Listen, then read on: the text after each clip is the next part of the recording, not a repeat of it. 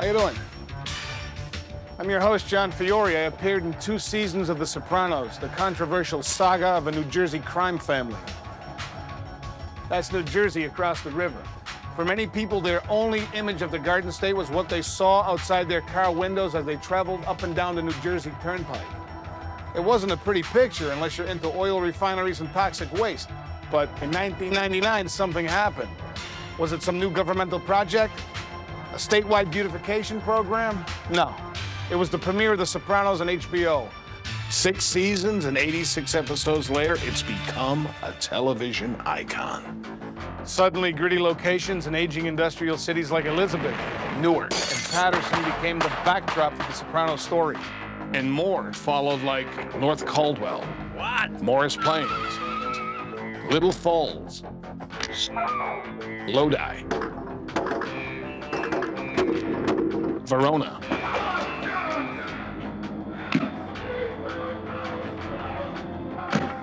Many of these locations have become household names like the Bada Bing in Pizza Land. Tourists from all over the world want to visit the Soprano family home. And Holston's, where the last scene was shot. And it's really something. I did about a dozen episodes as Gigi Sestone, a capo on Tony's crew. I even whacked a few guys, but you know what? I'll always be remembered for what happened to me in episode 34. I died. No hail of bullets, not even one neat shot behind the head. I died literally in the head. Yeah, I had to go out on the toilet, but when you gotta go, you gotta go. But I sure love being part of The Sopranos, a true cultural phenomenon. So by popular demand, I'm gonna take you on an exclusive tour of the actual locations where The Sopranos are shot, both with a camera and a gun. Bang, bang, bang, and he shot him. Along the way, you'll meet some of the cast and crew. The weapon of choice? Oh, a baseball bat. Hear real inside stories. Everybody wants to know what happened to the Russian. See behind-the-scenes video footage.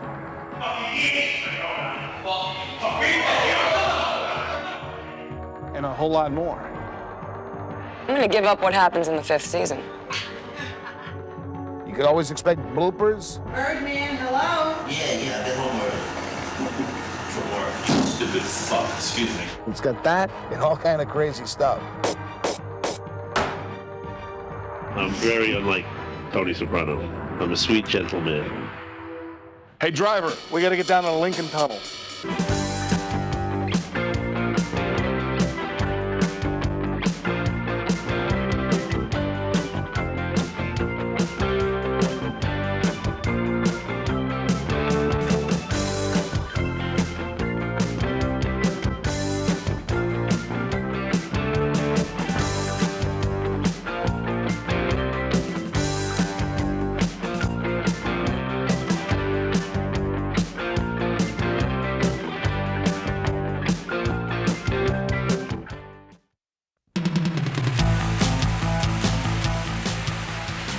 Now, this is the bridge at the Great Falls in Patterson, New Jersey, used in episode number 6, Pax Soprana. Now, this is the episode where Uncle Junior takes over as the head of the family. But Uncle Junior's management style was, well, a little different from Tony. The episode was number 6 for a season called Pax Soprana. Tony Soprano comes to my supposed restaurant in Manhattan. I'm a New York capo. Talks to me about driving to New Jersey and sitting down and brokering a deal with Hesh and Uncle Junior, because Uncle Junior was being a little stubborn and he was starting to feel his oats. And Tony Soprano says, yeah, but it's gotta look like it's your idea, blah, blah, blah. You know, he'll listen to you. So that's what we did.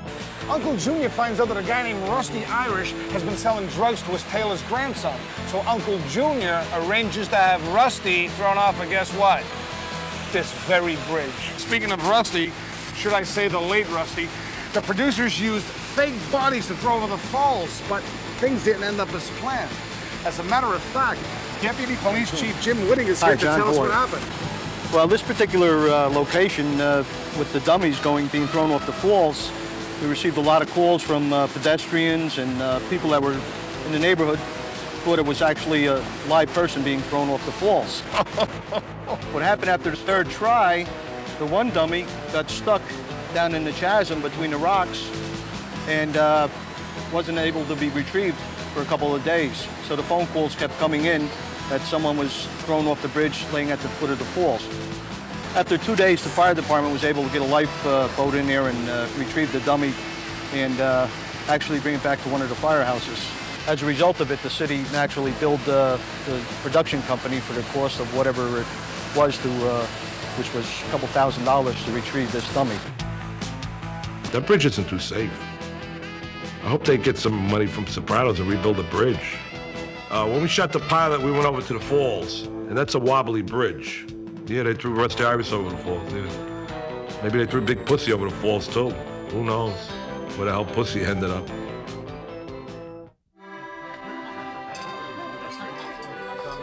Here's another important Paterson, New Jersey location. As you can see, there's always an audience and a camera when the Sopranos come to town, and the cast never fails to interact with the fans. It all happened right here at the Fair Street Market. This is where Tony called for a tension-filled sit-down between Paulie and Ralphie during the 3rd season and left us with the impression that Paulie was ready to jump over to Johnny Sack's New York family. Paterson is a Sopranos shooting bonanza. This city's unique architecture offers a tremendous variety of locations, all within a very short distance. Now, we've just pulled onto Lee Place, and within this one block, 3 separate scenes from different seasons were filmed. Let me show you. Our first Lee Street location takes place right here. This is where in season 3, Meadow has followed Jackie Jr. because she suspects he was cheating on her. She catches him with another girl and confronts him.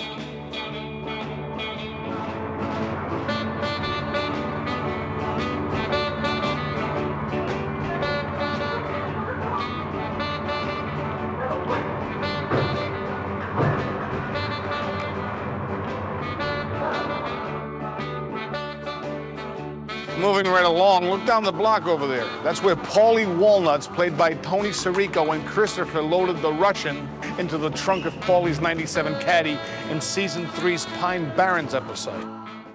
There wasn't my dead body. It's supposed to be Paterson, right? And Paterson and Paul Walnut supposed to carry my body with the Christopher, but I wasn't there. I had no idea when they did it. I've seen it on the screen, but it wasn't me. The first scene in the show was shot exactly in the forest. It was opposite. It's supposed to be first in a Silver Cup. It was set over there. The set for the apartment was like 3 walls. And the makeup people, they were great. The old crew and cast, Tony Sirico. As soon as he dropped the remote control, the exact lines were, "You wanna fuck here, cocksucker." That was in the script. So, and after that line, of course, he was assaulted as an Italian guy. He took the bottle from the table and he hit me in the head.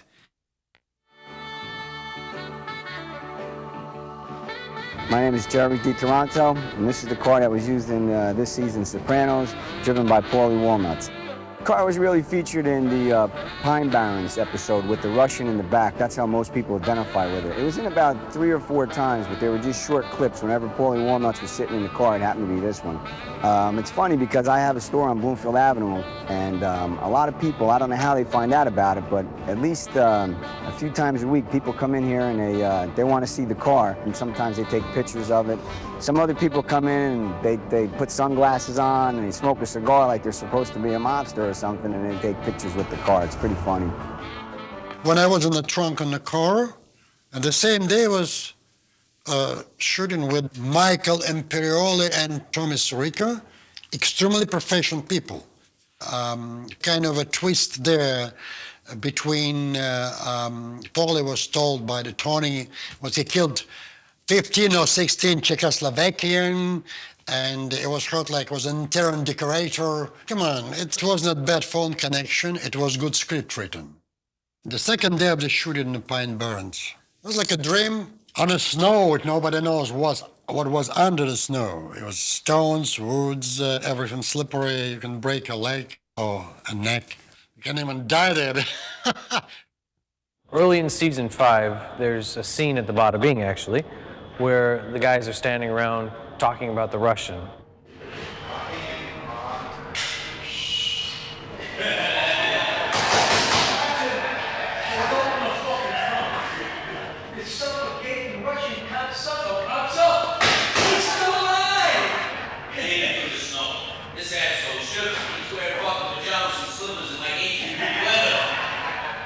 I think fans have been wanting to know what happened to the Russian.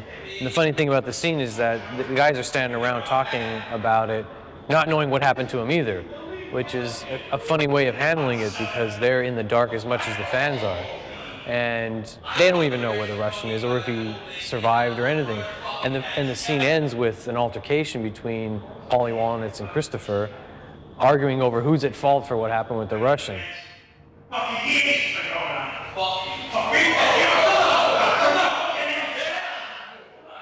And then it's just dropped, and we never really find out what happened to the Russian at all.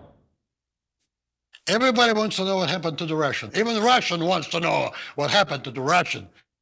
Only David Chase knows what happened to the Russian. We're not finished yet. See that pizza place on the corner? That's our third location on this block. That's Gio's Pizza, but in season 2, they used it as Beansy's Pizza. It's where we first meet Richie April, played by David Proval. Now, fresh from prison, Richie takes over his old territory and demands protection money from Beansy, who refuses to pay. To make his point, the hot-headed April runs him over with his car. The auto attitude adjustment was filmed right here. Oh, transmission problems in those SUVs. Tremendous. Richie never intended. No, he couldn't get it out of reverse. He was just gonna, go up. I don't know. What happened was that Richie had to show power. He had to come back and show power. And if he allowed Beansy to behave in the way he behaved, he wasn't going to go anywhere.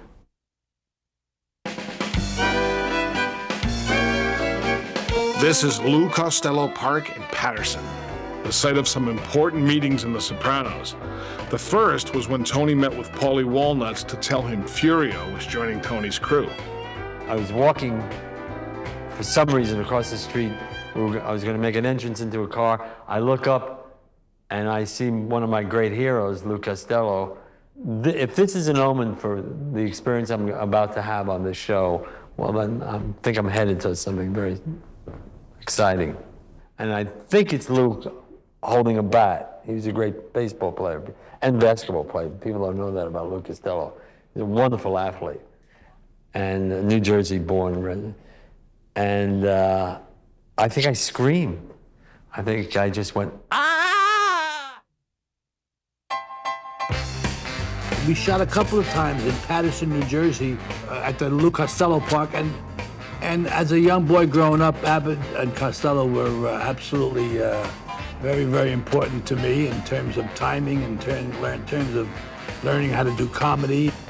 Hey, Abbott, I understand they made you the manager of this here Colgate team. Why not? So you're the manager? I'm the manager. Well, I'd like to know some of the guys' names on the team, so when I meet them on the street or in the ballpark, I'll be able to say hello to those people. Why, sure, I'll introduce you to the boys. They give them funny names, though, Lou. Oh, I know they give those ball players awful funny names. Let's see, on the team we have who's on first, what's on second, I don't know who's on third. You the manager? Yes. You know the guy's name? I should. Well, then tell me the guy's name. That's his name. That's whose name? Yeah. Well, go ahead and tell me. That's the man's name. That's whose name? Yeah. Well, go ahead and tell me. Who is on first? What are you asking me for? Lou Costello was born right here in Patterson, New Jersey, and he donated this land to the city while he was still alive. And here's a real mob-related connection. Both Bud Abbott and Lou Costello were big-time gamblers. It's been rumored that Costello's one-year-old son, who drowned in the family swimming pool in 1943, wasn't an accident at all, but mob retaliation because of large gambling debts owed by Costello. True or not true, it certainly scared a lot of guys into paying their gambling debts. It was a thrill to work at that place. Jimmy and I had a couple of scenes there, and it was cold. It was wintertime. I remember we were all bundled up, and we come around the corner, and we talked. We had to talk about Vito. He knew that Phil wanted to kill Vito because Vito was a homosexual, and he was married to Phil's cousin, and didn't like the disgrace of the family because Phil was a real diehard guy, and Tony was keeping him away from me. He didn't want to kill Vito because Vito was earning a lot of money for the family. And we shot that in Patterson at the Lou Costello Monument. We did it a few times. It was fun there, but cold. Hey, look, Patterson Police Chief Jim Whitting turned out for the filming. He's right off to the side. This is yet another Patterson location. Right across the way from Lou Costello Park is the Mason Galicia restaurant, now closed due to a fire. This restaurant was used in episode 16, known as Toodle Effin' Ooh. It's where Lorraine Bracco's character, Dr. Melfi, runs into Tony and his cronies, and Tony is forced to pawn her off as an old girlfriend. We were in a restaurant location in Paterson, New Jersey, and it was deep summer. I mean, deep. And it was a scene. It was an episode called Toodly Doo, when Lorraine Bracco's out with her girlfriends having dinner, and I'm having dinner with Tony Soprano, Paulie Walnut, Silvio, and Pussy. That episode was the only time I really had the chance to work with the wonderful Lorraine Bracco on The Sopranos. Yeah, we were talking about blowjob lips and stuff like that. Yeah. You know, it was summer. They had to shut the air conditioning down, seal the entire restaurant off. So it was murder. It was really murder. Bad, really bad. We had an Australian director, and you have a certain time limit to shoot an episode, 9 days, and you got to get everything done and then move on and move on. And this guy thought he was shooting, Ben-Hur. He was covering every shot possible, and we thought we were never going to get out of that restaurant. And we were there for a long day. It was a very long day. So occasionally on a break, we would take a walk across the street and admire Lou Costello's statue, or walk around and take pictures with the local cops and everything. That was a long day. I don't think that director ever came back and shot another episode. Driver, pull up here where you can, all right? While we're in Patterson, I want to show you one more location. Actually, it's 21st Ave, and you should have been here the day they filmed the scene for season 3, episode 38 of The Sopranos. Although the action takes place at night, the cast and crew arrived early in the day. By the time the sun set and the temperature dropped, the crew was still hard at work putting the finishing touches on both the inside and outside of the location. Many fans crowded the streets to get a glimpse at some of the guys who are always very accommodating. Well, we're standing in front of Cafe Italia, but in the scenes you just saw, it was called Basile Electric. The producers changed it to that name. Oh yeah, but first let me tell you about the backstory. You see, Jackie Jr., played by Jason Serbone, and his buddy Dino Sorelli, played by Andrew Davoli, have been hearing all these stories about Tony and Jackie Sr.'s criminal exploits as young men. So Jackie Jr. and Dino decided to duplicate one of those stunts by robbing an illegal card game, which was held right here in this place. Well, they picked the wrong game, because that night, both Christopher and Furio were sitting in on the game, and the robbery goes very wrong. One player was killed, and Furio shot in the leg. And I want to bring on Sal, the owner. John, how are you? How you doing, John? How you doing? John, good. Let me show you the table where actually the game took place. Right here, huh? Yes. Hey, what are these, bullet holes? Not really. I play little cards myself. I'm looking for a little action, Sal, I'll tell you the truth. Actually, we do have a game back here, my man. So let me show you what's going on here. Hey, this is it. It's Frank Pantangeli. Yeah. Here we are. Look at this. Oh, all right, guys. Maybe I can weasel in on this game. I might sit down. I got a few. Mind if I sit in? The whole gang is here. Hey, deal me in. Yeah, I got some money. Great, look at that. What, are you kidding me? Give me one. All right.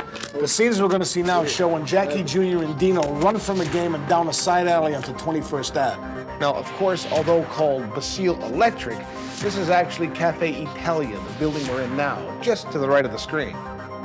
Each part of every scene has to be blocked and rehearsed before it's shot. In the next sequence, Jackie Jr. commandeers a passing car. Anytime a moving vehicle is used, a lot of care has to be taken to ensure the safety of the actors, not to mention the crew and even the cameras. Whoa! Oh, shit. Oh my God, look at that. Did he hit him? There goes the steady cam. That's a bad thing that's just happened. Well, it's just gonna fuck up. I don't know if he's got a big camera. We saw it here first. One night in Patterson, we were doing the scene where the guys rob the card game and they run outside. And one of the shots was involving a Steadicam, which is worn by the camera operator on a sort of floating arm. And he was to run backwards quite a ways, about a half a block. We went to do a take, and the Steadicam operator is running backwards, and out of the corner of my eye, I see him fall. And you're just like shocked, and you're still booming the scene, wondering what, are we continuing here? And he's on the ground. And of course, they yell cut. Everybody comes out to make sure the guy is okay. And I look down and there are pieces of camera and steady cam harness things all over the street. It's just one of those things that happens in film production where you're just like, oh, this is the worst thing that could happen. In the final shots of this scene, Jackie Jr. speeds by Dino, literally leaving him holding the bag. Of course, in this case, it's the bag of money just stolen from the card game. Finally, Christopher and Albert Barisi catch up with Dino. He pleads for mercy, but to no avail. Mob justice is administered on the spot. Notice how a crew member adds light flashes off camera in synchronization with the firing of the guns. The actual sound of the guns are added in post-production. Now, after hours of blocking and rehearsal and plenty of downtime because of the Steadicam accident, here's a look at the completed sequence.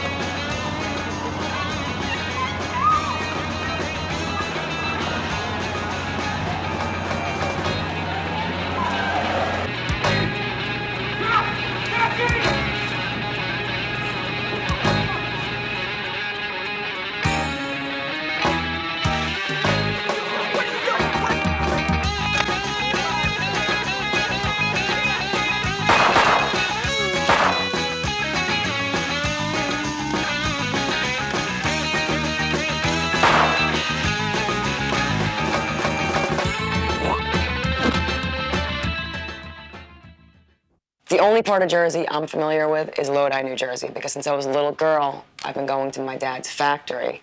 That's where Satin Dolls is, the Bada Bing.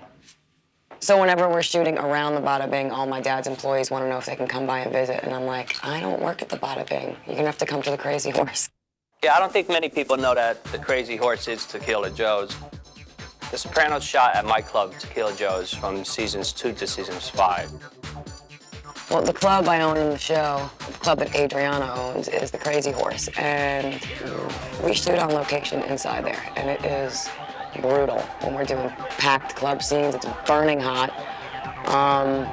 Maintaining all of those extras, I mean, it's pretty crazy. While they're shooting with no air conditioning, it gets about 95 to 100. They can't just always stop shooting, but put on the ACs and then shut the ACs and start shooting again, which they do about once every hour, but it still gets to 95, 100 degrees. Any sound, everything got to be shut down. Air conditioning, refrigeration, fans, because everything gets picked up. So it gets very smoky and very hot. I think we could all agree that Drea Di Matteo is very hot, especially when it gets hot in there. She just gets hotter. It's nice to have a fox like Drea walking around the club in between takes and also during takes. So it's a joy to see her. It's like we have a little bit of Hollywood right here in Newark. When they're filming here, it seems like a whole motion picture studio. There's camera trailers and light trailers and actors trailers and trucks, caterers, bands, and tons of crew guys in the area comes alive when they come filming. It excites the neighborhood. There's always plenty of neighbors always watching. The parking lots, which they park many trailers. There's plenty of room for everybody, even their extras. When they have extras, 200-300 extras, they're able to keep them at one floor and bring them up to other floors as needed and shuffle them down. I have a huge area downstairs, the downstairs club floor, used as a holding area. They wouldn't want people walking around interrupting the sets. Yeah, the eyes on the wall of the club floor, which they filmed the most, are very recognizable. They got a kick out of them. Drea is terrific in the show. There's always plenty of fans outside waiting for her arrival. It's nice to see that Adriana does stop when people outside ask her to take a picture. or sign something. She's always cheerful, actually, which is very natural for her, very nice person. Jamie Lynn Sigler, she seemed more innocent than any of the other characters in The Sopranos, in person or I guess on a show also. Drea and Jamie Lynn both came a couple times together to shoot season 5. It was nice to see that they get along so good as good friends. They look like sisters. Little Meadow's all grown up now. She has more boyfriends than Adriana has. Adriana still got the same old guy. She at least tests it out, goes out with lots of different guys. She's a lot more evolved than my character is, believe it or not. But, yeah, she does pop by the crazy horse. A lot of cast members were here, especially in season 5. Tony and Paulie are definitely, it's obvious they could do comedy. They would be able to loosen up the room with a joke within 2 seconds. Fiorio had a few scenes shot in here, mostly as a great bouncer, let's just say. Outside he had one scene, right in front of the place. He also did a couple filming here at this upper bar. Stevie Van Zandt is a very enjoyable person to speak to. I spoke to him for a couple hours, very knowledgeable of music, and I guess many other things also. Michael Imperioli, Christopher had been here many times before. He had many, many scenes in and outside of the club. He's very a lot like his character in real life also. Big Vito, very, very diversified. When we shot at Tequila Joe's, they had me falling off. I get in a chair and I break it, but that was done at the studio. The office of the Crazy Horse is in Silver Cup because a lot of the action takes place. I tell Adriana that she should play more Leonard Skinner, and then we go back in the back room and we just cut. Frank Vincent showed up at the Crazy Horse. There was one scene they had a big fight in the parking lot. In episode 1 in the 5th season, they even used my parking lot to double for Atlantic City. It's the scene where Paulie and Chris killed the waiter. I'm delighted that the Sopranos come here to Tequila Joe's in Newark, that they feel comfortable coming to Newark, and it shows by their repeat visits.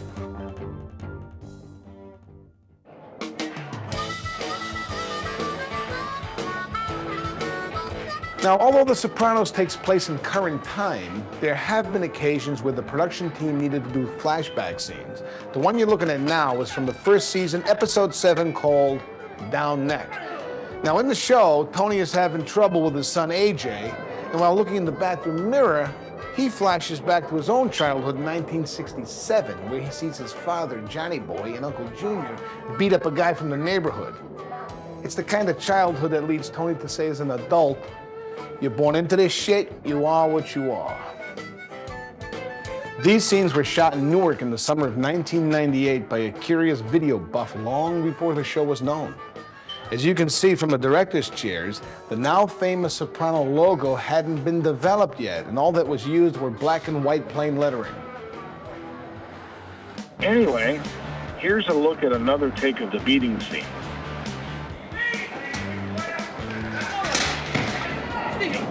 Wait, come on, go!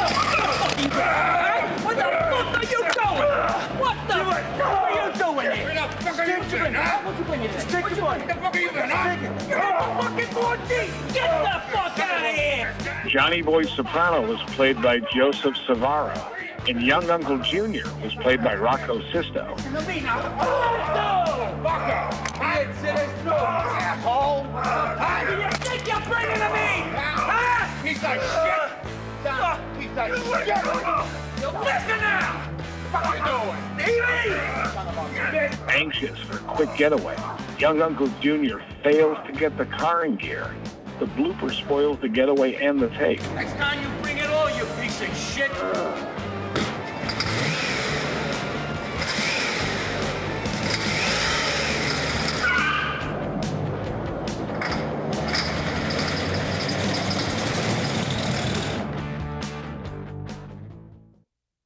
Frank Vincent, who plays Phil Leotardo, has a lot of action in season 5.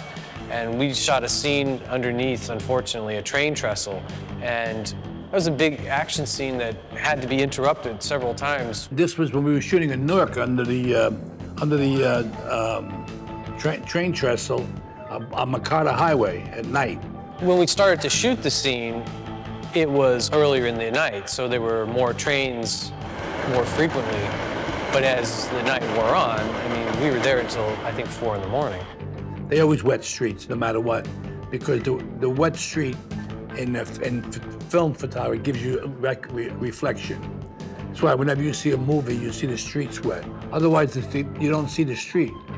So anyway, Phil Leotardo follows the guy in his car and bumps the car to like a fake accident. And they know who each other is. It's not by accident, it's by design. in a move to avenge the killing of Joey Peeps ordered by Angelo Garape, Phil and his brother Billy, played by Chris Calovino, decide to whack Angelo. He was played by longtime terrific character actor Joe Santos. To shoot this thing, Joe's a nice guy, that actor. He's been around a long, long time. Did a lot of television, and this was his swan song here, where he has to die. We did quite a lot of takes when Billy strangles Angelo, and Phil helps to get him into the trunk of the car. We had a real problem with that car because there was that Continental kit in the back, and the bumper extended quite far. And in order to get Angelo into the trunk, we had to lay him down and pick him up and put him in the trunk. And we rehearsed it good, and we slowed it down, walked through the steps, and the kid was good. And he grabbed him, he put him in, and we had a few laughs because this was what happened to Billy Batts. So that was a tribute to Billy Batts' scene, and we put him in the plastic. Phil says to him, "You couldn't fucking retire?" Bang, bang, bang, and he shot him. So Joe only came on the show for a few episodes, and then when he closed the car was all scratched, and he told his brother, he said, "Look at this shit. You know the work I just had here? Give me the fucking keys." The other episode we shot, called The Second Coming, was an episode that was shot supposedly at Phil Leotardo's home in New York. And the irony of that is that it was shot in New Jersey, 4 or 5 blocks from where I used to live in Newark, New Jersey. And it's an old-fashioned stone, beautiful, beautiful home. And little Carmine and Tony come to the door because they wanted to settle some business that we had to take care of. And my guy Butchie says, answers the door, tells him that Phil don't want to see him. And he said, "What do you mean? We came all the way over and we made this arrangement and we made a date." He says, "He's not going to see you. He doesn't want to see you." You never saw Phil in the whole episode. All you saw was the curtains moving, and you saw like a little outline of Phil. It was fun to shoot that because I wasn't on camera, but you just heard my voice. That was another genius of David Chase. And they start to leave, and from the window upstairs, Phil's screaming down. "That's right, cocksucker. Go back to New Jersey." He says, "That's right, cocksucker. Go back to New Jersey." Meanwhile, we were really in New Jersey. What are you doing, Phil? That piece of shit. Get off my stoop. And he says to little Carmine from the window, "Take that piece of shit and get off my stoop." Stoop. I learned that word from Lou Costello. In season 5, we shot a big night scene with Dominic Chianese playing Uncle Junior, doing his Vinny the Chin routine, wandering out onto a bridge. And that was actually the Clay Street Bridge in Newark. And that was a huge lighting setup. I mean, normally a TV show wouldn't go through this much work to shoot a scene. But Sopranos is shot like a motion picture. It's shot like a feature film. So they had lights everywhere. It wasn't just the bridge lit up, but they were lighting from barges below the bridge. They had generators, separate generators and lights far down the road so that you would see everything in the background that was brightly lit was lit by our electricians and our gaffer. It was a huge setup. We shot on that bridge, and then we went to an abandoned lot across from the bridge. And Uncle Junior kind of wanders around and finds a mattress, and he's living like a homeless person at that point. And a police cruiser pulls up, and they realize who this is, and they can't believe it. You know, the cops are like, "Do you know who this is?" They're like, "Yeah, right. You're just some homeless guy." Pretty funny scene. My defense of Uncle Junior is this emulation of Vincent the Chin Gigante, who walked around the streets of Greenwich Village in a bathrobe and slippers pretending he was nuts. In The Sopranos, the same sort of thing happens to Uncle Junior, but he is actually slipping. It is a defense, but there are tinges of reality to his dementia. I think that the character is being affected by his age. And personally, I think it adds a great deal of dimension to Dominic Chianesi's interpretation of the character. It's very full, very rich, and it lets him go in lots of different directions. And he's having a great time. I'm having a great time with him.